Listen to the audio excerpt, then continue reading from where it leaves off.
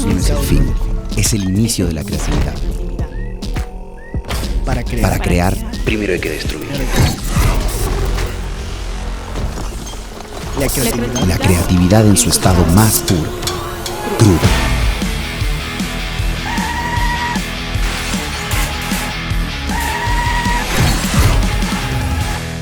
Crudo y creativo.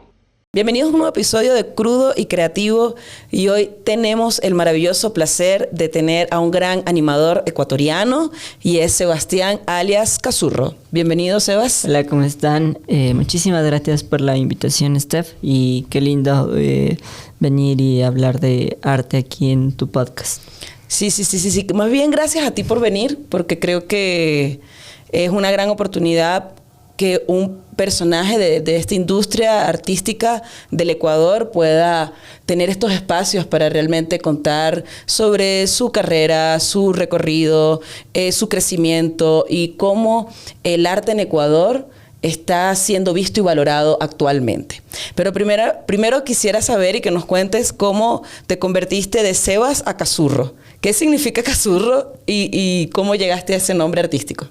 Bueno, a ver, Cazurro, el significado sí está en el diccionario, que es básicamente una persona que es torpe en algunas cosas, pero muy buena en otras. Y yo me considero de esa manera, como que, tal vez en mi vida diaria soy una persona muy torpe con varias cosas, pero cuando se trata al menos de mi trabajo y al menos como contar historias, de hacer mis cómics, animaciones y todo eso, siento que me apropio más de esa torpeza por otro lado. Entonces siento que es una de las pocas cosas que sé hacer bien, digamos. Entonces de ahí nació como el uso, pero la realidad es que yo cuando estaba en el colegio, en la universidad, perdón, yo hacía muchos cómics y los profesores me decían que esos cómics, que eran ensayos de libros que yo leía, ellos me dijeron que estaban muy buenos y que los suba a redes sociales. Entonces en una feria de libro que pasó en mi universidad, yo escogí un libro en que había como una antología de diferentes textos que hablaban sobre el arte, y yo me compré ese libro y dije como la primera palabra que no conozca de este libro y me salga, ese va a ser mi seudónimo artístico. Y ahí salió Cazurro, entonces busqué obviamente el significado para saber si al menos pegaba contigo. Ajá, me sentí un poco sí hacía sentido, y de ahí ya quedó ese como nombre con el que empecé a hacer una carrera, digamos, en redes sociales. Y te calzó perfecto, ¿no? Sí, el significado, sí te identificas con él, entonces como que bacán. Sí, ajá. ¿Y qué te llevó a la animación en un país como Ecuador, que realmente la animación no es como que no está bien posicionada o realmente no está en auge, como que no se le siente mucho esta rama del arte como la animación en Ecuador? ¿Qué nos podrías contar sobre esto? ¿Cómo fue que te decidiste? Porque eres ilustrador, pero luego te convertiste en animador también. Entonces, ¿qué te llevó a esto? A ver, bueno, empezando como por la pregunta de por qué me quise dedicar en un lugar donde no hay una industria como de animación al menos consolidada. O sea, habrá varias personas que trabajamos de la animación 2D, pero no como una industria. Creo que nosotros ni siquiera percibimos lo mismo que las personas que hacen cine en general, que eso sería mucho más sencillo que hacerlo como en un nicho más pequeño que es la animación. Y creo que eso también como que una de las grandes ventajas y desventajas, o sea, creo que son patas de la misma silla, el hecho de que no haya desarrollo en una industria.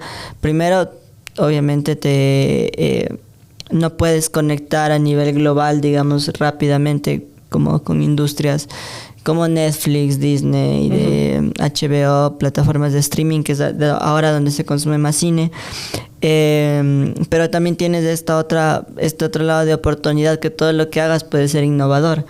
Entonces, a partir de eso, como que o sea, no pierdes mucho, digamos, como en intentarlo, porque digamos que o sea, todo lo que te puede pasar es bueno en ese sentido con tu obra. Entonces, solo el hecho de ya haber terminado un corto o hacerlo o hacer una película ya significa un logro, que eso creo que en industrias más grandes no puedes percibirlo. Eso por un lado. Y cómo me convertí de animador, o sea, de ilustrador, animador. O sea, yo primero yo no tuve una formación en ninguna rama artística. Más bien yo me gradué de periodismo. Yo soy periodista. Y creo que a partir de ahí creo que ya tenía como muy marcada la necesidad de contar historias, pero no tenía las herramientas necesarias, y creo que si bien sabía ya dibujar y tenía un poco de noción por todos los años que había venido como estudiando por mi cuenta, creo que después esto se consolidó un poco más cuando vi que había un gran potencial en mezclar este texto con dibujos, que es cómic básicamente, y tiene lo mejor de dos mundos para mí, que es la literatura y el cine.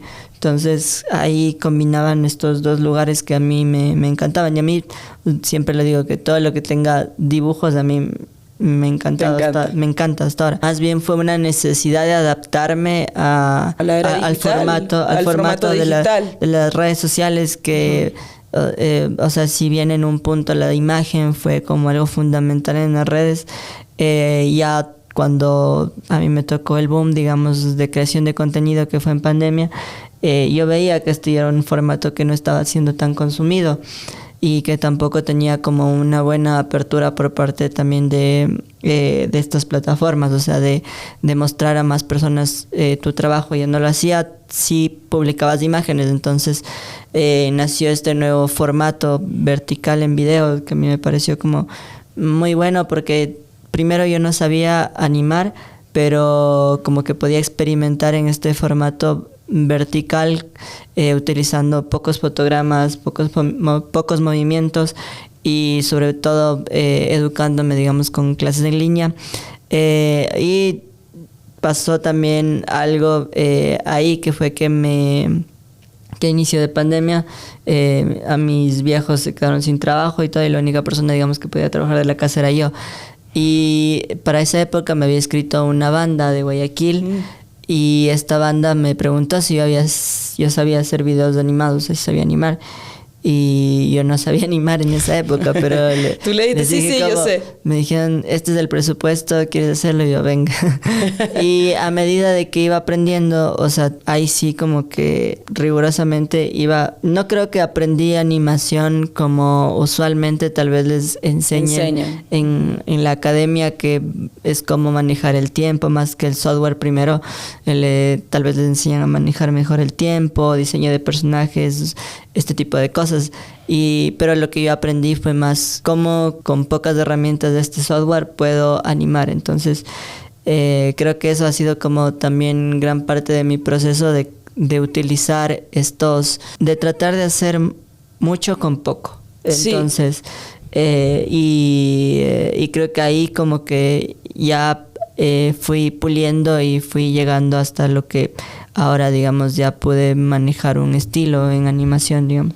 Sí, o sea, tu estilo está muy marcado. O sea, ya uno me topo a veces en TikTok con tus videos y ya yo sé que es Cazurro sin ver que es Cazurro. Y me parece interesante que siempre mencionas el contar historias, porque tú te consideras como un contador de historias.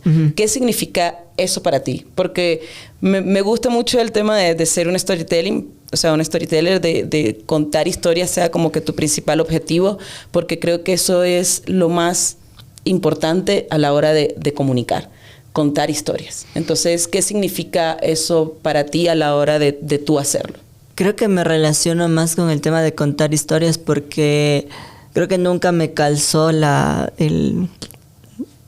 palabra artista, como que siempre me pareció muy grande para mí, sobre todo porque nunca le dediqué como el tiempo académicamente necesario, digamos, como para aprender técnica, pero era porque ahora entendí que mis ganas de contar fueron más grandes que aprender tecnicismos, y los tecnicismos vinieron después, que también fueron muy valiosos, y los pude ir como integrando a este otro proceso con el que yo comencé. Pero es que hay una entrevista de Zetangana que tiene una frase increíble, que él dice que él siempre supo que quería ser artista, solo no sabía en qué, y por eso eligió el mundo del hip hop y del rap, porque era muy abierto. Y yo creo que elegí también por esa misma razón el tema de contar historias, porque es un mundo muy amplio, puedes contar historias en cualquier formato. Entonces tal vez si no supiera dibujar, capaz me hubiera dedicado a, no sé, a escribir novelas. Literatura, escribir guiones. Escribir guiones de cine, que a la final ahora, digamos, ahora que hace un tiempo que tú estuviste en el lanzamiento de mi primer corto, como que ahí implementé todas estas cosas que, si bien no las aprendí de manera formal, académica, como que siempre me ha gustado buscar los recursos necesarios en ese momento, y todos esos recursos, creo que cuando los usas más rápidamente, se quedan en ti. Uh-huh. Entonces como que te apropias, o sea, más que decir como yo utilizo esta técnica y eso, como que tú vas creando tu propia técnica. Por eso yo siempre me relaciono mucho con el mundo del collage, porque digo que yo sé que no soy bueno en ninguna de las cosas que hago, pero confío que hay personas de las que estoy aprendiendo que hacen arte muy maravilloso. Entonces como que voy combinando y voy sacando todas estas partes de todas estas obras, sea de cine, de arquitectura, de fotografía, de danza, de cualquier lado. Siempre trato de apropiarme, decir esto me puede servir acá, y creo que mi cabeza funciona más o menos así, como una especie de que está buscando piezas y va encontrando, y tiene como diferentes rompecabezas armándose entre sí. Entonces va buscando estas piezas que van combinando, y es como, esto puede combinar acá, que es a lo que la gente tal vez llamaría como estilo. Pero realmente es como que vas buscando todas estas aficiones. Claro, y te vas inspirando y vas mezclando una con la otra, y vas apropiándolas para tú poder hacerlas con tu estilo, con tu mensaje. Uh-huh. Creo que se habla bastante de este tema de la inspiración robada. Creo que los buenos artistas saben robar, no copian, saben robar, saben inspirarse. Y creo que en tu trabajo, tu cortometraje fue muy bueno, o sea, me llegó bastante. De hecho, estaba casi que llorando ahí en la sala de cine. Fue un cortometraje bastante emocional. El mensaje me llegó bastante porque hablaste de todos esos abuelos especiales, ¿no? Y justo esto me lleva a esta emocionalidad en la que tú narras tus historias. Yo, antes de conocerte, a nosotros nos presentó Cristina, nos presentó Cris. No te conocía, pero ya yo te seguía. Uh-huh. O sea, ya yo era una fan enamorada, ¿sabes? O sea, yo era una fan enamorada, y es porque en tus videos, en tus guiones, yo sentía un refugio. Porque yo estaba pasando por varias situaciones con respecto a la depresión, a cómo yo me sentía, a la ansiedad, y me pude identificar con muchos de tus guiones. La sorpresa luego que me lo presentan el día de tu cumpleaños, y yo me quedé como que, ¿qué? ¡Lo estoy conociendo!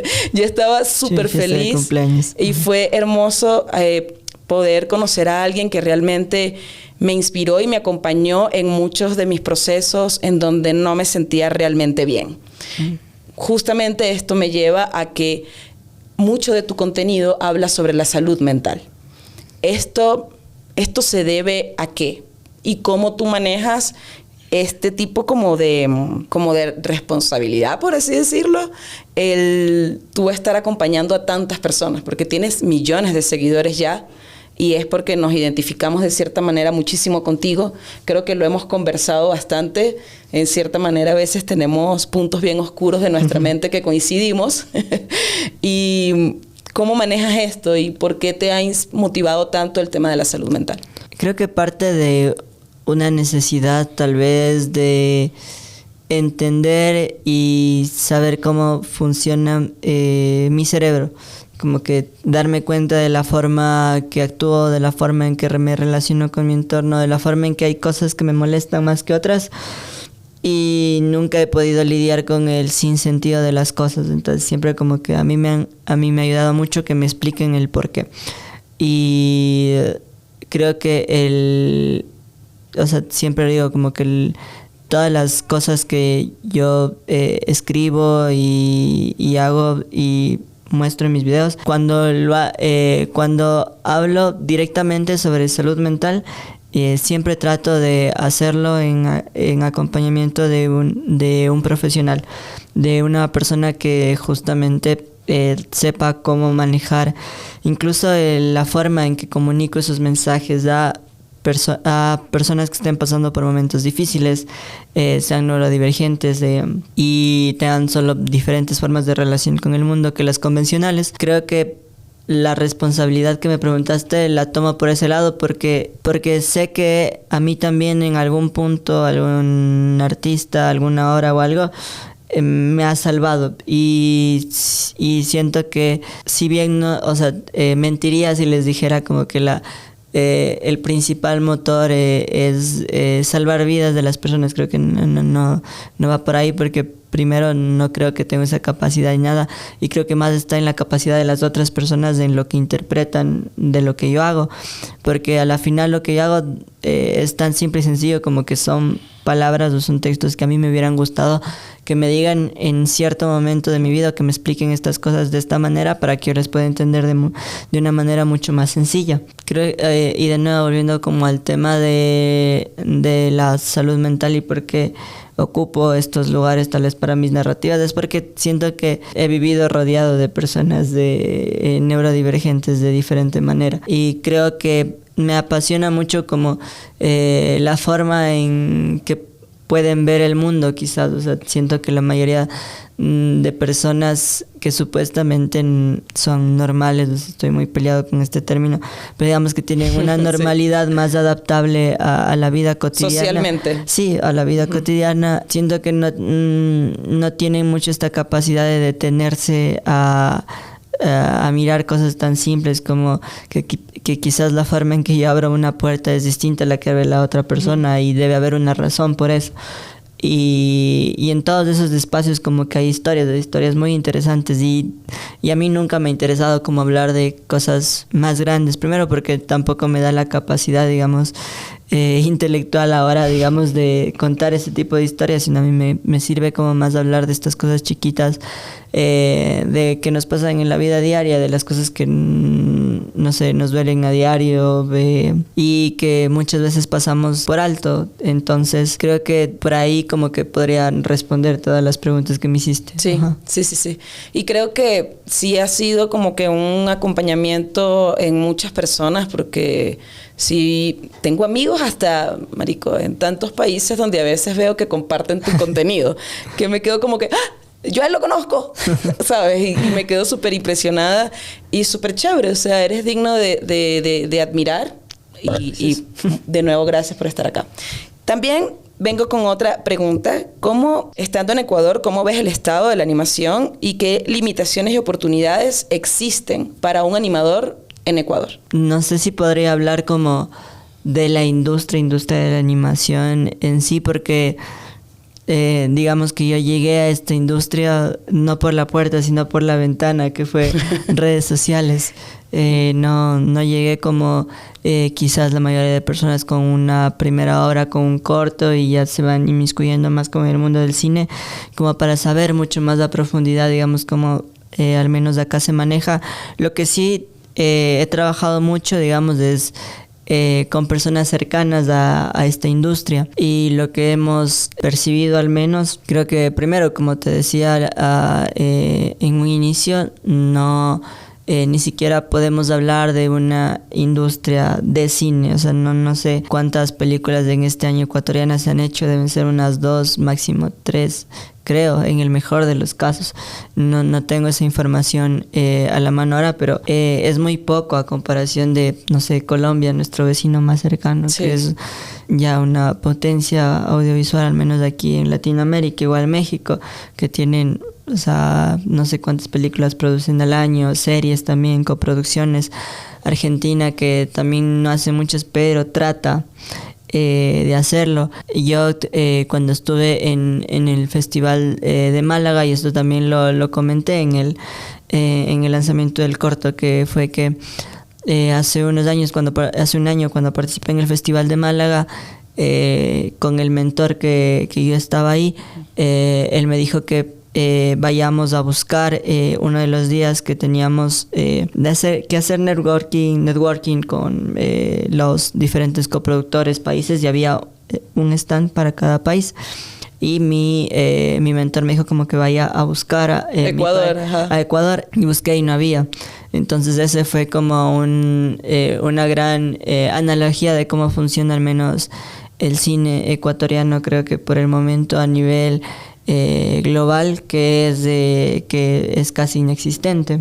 O sea, no figuramos para nada. O sea, y eso no haciendo como una gran distinción entre que seamos visibles a que haya, no sé, obras muy buenas. O sea, no tiene nada que ver con la capacidad artística. Claro, porque el talento creo que hay. Más o menos es como que quizás faltan instituciones o un apoyo financiero, porque creo que sí hay varios festivales en donde sí pueden como que postularte, pero realmente tú consideras que faltan más de este tipo de instituciones en donde hay tantos jóvenes que están estudiando cine, diseño, animación, pero que realmente no están si siendo te das visibles. cuenta, o sea, respondiendo a lo primero que me decías sobre esto de los jóvenes y esto, primero creo que gran parte de las personas que entran a estudiar cine, y me incluyo cuando yo estudié 2 semestres de cine, pero después ya no continué, gran parte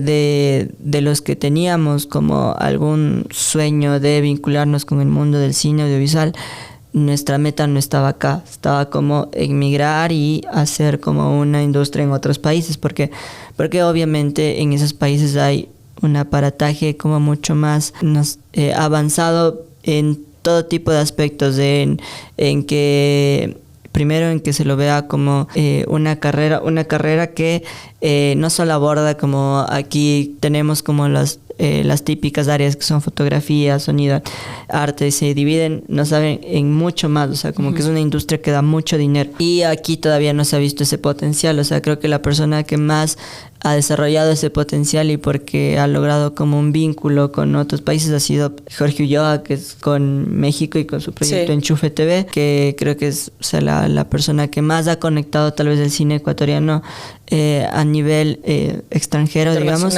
internacional, pero claro, y también una parte de las discusiones que a veces hemos tenido con el Jorge al menos, ha sido que hay una gran pelea entre la financiación privada y estatal, no hablando en términos morales de cuál está bien o cuál está mal recibirla o no, sino más bien que ambos sean como un canal para poder hacer producciones mucho más grandes, y que no pase lo que, por ejemplo, ve TC Televisión para hacer MasterChef, prefiere rodar en Bogotá, en Colombia, porque es mucho más barato que hacerlo aquí y dar trabajo acá a la industria de acá. Pero también por otro lado se entiende, porque no hay, digamos, una industria que te permita como justamente hacer contratos dignos, o personas que no trabajen de modo freelance, sino que realmente como se dediquen 100% y no hacer, o sea, hacer áreas muy especializadas, por ejemplo,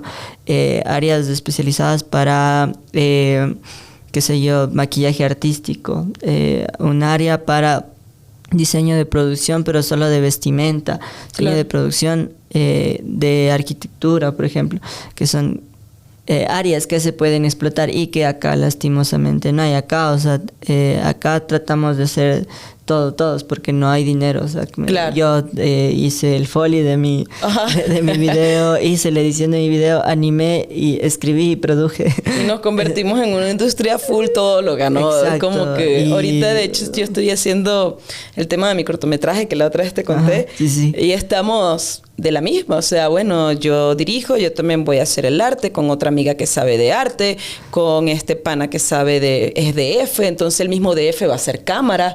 Entonces es como que para hacer un corto necesitas mínimo unas 10 personas y lo vamos a terminar haciendo unas 5. Yo creo que ahí tenemos como un gran potencial, porque creo que en lo que te decía de las industrias grandes, no creo que ya se pierde mucho esa artesanía que todavía nosotros podemos tener en la creación de nuestros procesos, al menos audiovisuales. Por eso Guillermo del Toro decía en una de sus masterclass que lo mejor que te puede dejar la escuela de cine son los amigos, los compañeros, porque con ellos es lo que tú haces, como que le llamo a esta persona porque sé que es buena. Y nos apoyamos y queremos crecer juntos y queremos hacer arte, ¿me entiendes? Y a ver qué pasa, ¿sabes? Como nosotros nos manejamos como latinos, creo que por actos de fe, o sea, como nosotros nos levantamos con el acto de fe de que posiblemente esto podamos lograrlo, y por eso yo te decía que la gran ventaja que tenemos es que para nosotros el hecho ya solo de haber hecho un corto y terminarlo ya es un gran logro. Totalmente. Y en la parte publicitaria, ¿has trabajado con marcas haciendo publicidad? O sea, haciendo animaciones para comerciales, para spots de redes sociales, contar historias, pero de marcas. Sí, o sea, realmente digamos que mi principal fuente de ingresos son esas, como las colaboraciones con marcas. Y creo que, o sea, lo bueno como de, digamos, tener este espacio de mis redes es que no tengo la presión de yo adaptarme a la marca, sino que yo hago que la marca se adapte a mí. Entonces, las veces que he trabajado, creo que las premisas más claras que les pongo es que yo soy la persona que va a crear la historia, nunca me dan un guión creado, solo me indican como los puntos claves de la campaña, y yo a través de eso como que genero una historia o genero algún tipo de contenido que sé que va a ir afín con mi público. Yo estoy siempre muy en contra de la publicidad aburrida. Yo siento que sí puede hacer cosas increíbles de contar historias en la publicidad. Entonces como que yo trato de, si bien aunque sea como una campaña para una marca y tal vez algunas personas digan como esto no es nada artístico, no es que la marca me debe dar lo artístico, sino que yo soy la persona como que le pone ahí lo interesante. Ajá. O sea, tú vas guiando a la marca, y eso de contar historias me parece muy importante en el tema de la publicidad, porque ahorita estamos viendo mucha publicidad sin sentido, y aparte también empezamos con el tema de la inteligencia artificial y todo se está viendo muy parecido una y otra vez, y creo que para mí el plus y el diferenciador sería que sepas contar historias. Y bueno, Sebas, para ir bajando este episodio, gran episodio, que estoy súper feliz de tenerte acá, quiero hacerte una pregunta. A ver. ¿Qué le dirías hoy a la versión de ti mismo que empezó a crear contenido sin imaginar que un día iba a ayudar a tanta gente con su arte? ¿Qué le diría? A tu versión de ti mismo, a ese Sebas que empezó a crear historias, a contar historias, y que ahora hay muchas personas que les estás ayudando. Creo que pocas veces como que me he detenido a pensar que tanto como he avanzado a partir de cuando simplemente como subía mis dibujos por petición de un profe y porque me dijo que estaban bien, y hasta ahora como haberlo hecho un trabajo que era algo que no dimensionaba. Yo quería ser gestor cultural, y creo que uno de los más grandes aprendizajes, y tal vez que me diría, es que aprenda como quizás a tener un poco más de paciencia, porque a la final, y también esa paciencia le va a mostrar que los caminos convencionales no están hechos para nosotros, o sea, no están hechos para mí al menos, sino que en esas pequeñas avenidas y atajos he encontrado mucha más satisfacción, porque creo que no he hecho como una carrera normal, digamos, como, o sea, claro. En un principio era ser ilustrador, y para mí, cuando ya empecé como a ver que los dibujos me estaban empezando a generar ganancia, mi meta era como, capaz puedo ser ilustrador de libros y esto. Pero después me di cuenta que ese no era un camino que me gustaba más tener mucha más presencia en la historia que en el dibujo. Entonces por eso empecé a hacer cómics. Entonces todos esos caminos que tal vez el Sebastián cree que están trazados y eso no se van a dar, pero que los sueños que tiene, eso sí, pero no de la manera en que piensa, y que aprenda a disfrutar mucho más como esos momentos de los procesos, y que realmente como que el logro que te dura unos, no sé, el par de horas quizás que la gente te aplaude por haber hecho algo bien, pero todos esos meses que viniste trabajando en eso, como eso es lo que realmente te queda, y si no aprendes a disfrutar eso, como que tampoco te vas a ver tan bien ese logro. Entonces darse ese tiempo como de también de saber desde qué lugar estás, o sea, estás saliendo, saber que no y hablar de los lugares convencionales, porque quizás como ahora que quiero incursionar en la industria del cine, no hice estos contactos en una escuela de cine desde antes, claro. Pero está bien porque mi camino fue otro y yo estoy haciendo por otro lado como lo que me gusta, y solo es ir buscando las herramientas que tengo ahora y seguir haciendo. O sea, creo que gran parte de lo que creo que en cambio yo quiero seguir manteniendo de ese Sebastián, y que le diría que siga manteniendo hasta ahora, es que siga siendo tan recursivo, o sea, como haciendo muchas cosas con muy poco. Con muy poco. Ajá, creo que eso le diría. Chévere, chévere, chévere. Y muchas gracias a ustedes por vernos. No se olviden de seguirnos, de compartir. También stalkeen al Sebas Cazurro Art, por favor. Muchas gracias, Sebas, por estar acá de nuevo. Así que... ¿Puedo dar una pequeña pauta publicitaria? Obviamente, de lo que estoy haciendo? obviamente. Muy pocas veces me siento orgulloso de las cosas que hago. Pero si en este momento yo estoy trabajando en una serie animada que solo está disponible en YouTube, que se llama El Podcast del Niño Estrella, así que si quieren ir a verlo, vayan a YouTube, suscríbanse, que van a salir capítulos cada semana, que es en lo que estoy trabajando en este momento, y que de verdad están mucho más bonitos esos videos que los que hago en Instagram, en TikTok. Así que si quieren ver algo mucho más producido, más lindo, con música increíble, hecha con músicos de acá ecuatorianos, eso está chévere. Vayan allá a YouTube, a Cazurro Art, y ahí vean esta serie que está gratis. De ahí solo tienen que poner El Podcast del Niño Estrella en YouTube y les sale ya los capítulos que están disponibles. Hermoso. Gracias, Sebas, por compartirlo. Y bueno, ya saben, El Niño Estrella. Búsquenlo y nos vemos en el próximo capítulo de Crudo y Creativo. Chao, chao. Chao. En clave.